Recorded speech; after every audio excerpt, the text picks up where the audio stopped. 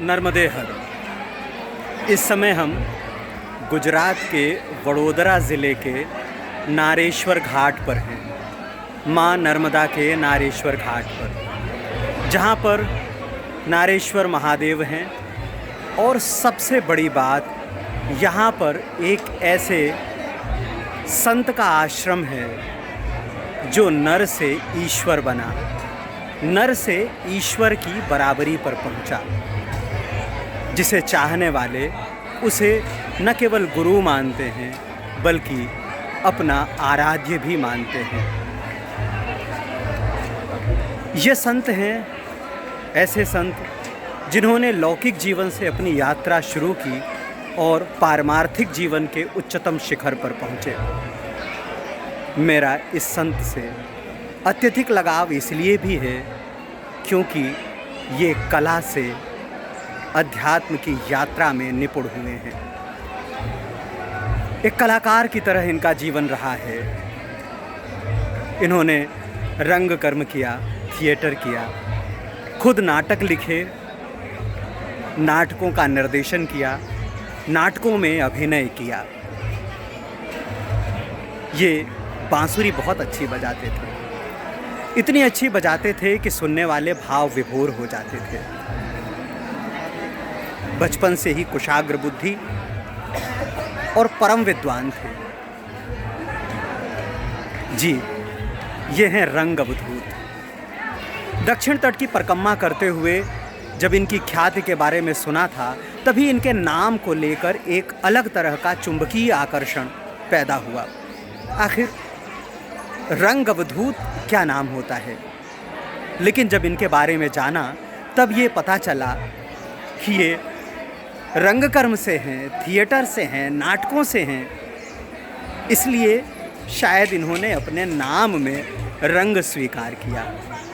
और अवधूत तो ये बन ही गए जब से इन्होंने वैराग्य धारण किया, संसार से निर्लिप्त हुए। ये जो पीछे वृक्ष है वो बोधि वृक्ष है, जहाँ पर उन्होंने आत्मज्ञान लिया।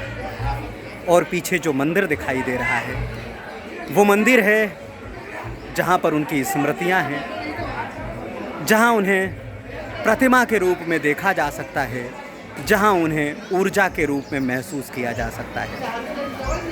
रंग अवधूत की पूरे गुजरात में बहुत ख्याति है, उनका बहुत यश है।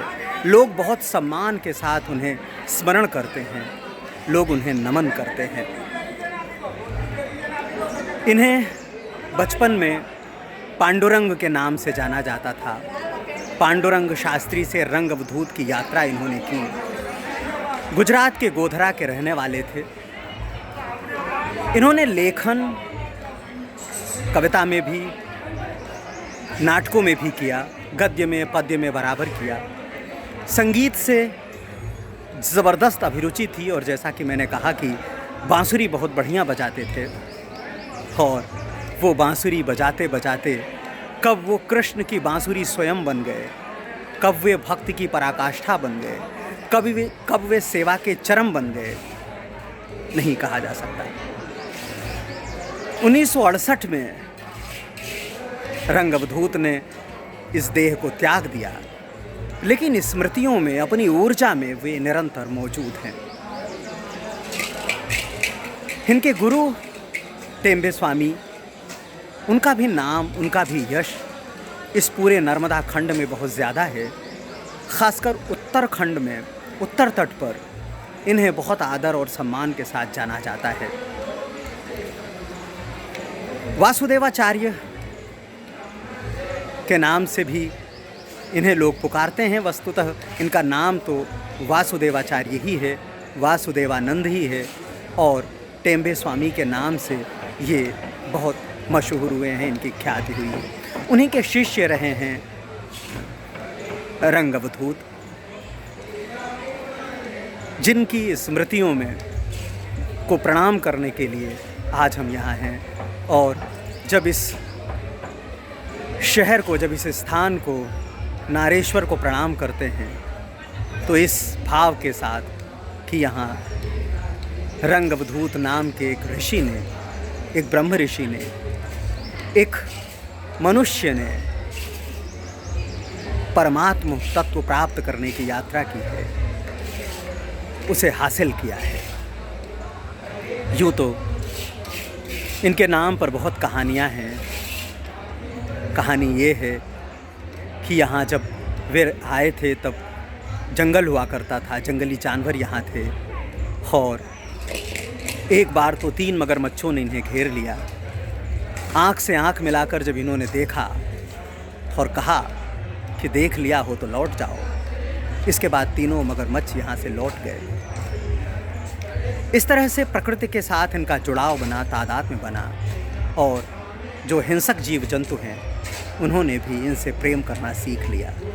दरअसल जब भीतर प्रेम पर्याप्त, परमानंद पर्याप्त होता है तो हिंसा अहिंसा सब कुछ अलग हो जाती है, और हिंसक जीव भी मनुष्य से प्रेम करने लगते हैं। ये कहानी है। बांसुरी किस तरह से उन्होंने छोड़ दी एक दिन, इसका भी एक किस्सा है। बांसुरी रोज़ बजाते थे और इसके बाद शाम को भ्रमण करने के लिए जाते थे। एक दिन रंग अवधूत ने बांसुरी नहीं बजाई और हाथ में बांसुरी लेकर भ्रमण के लिए चले गए। कुछ ही दूरी पर पहाड़ी पर एक कन्या, एक युवती मिली। उसने कहा, आज आपने बांसुरी नहीं बजाई।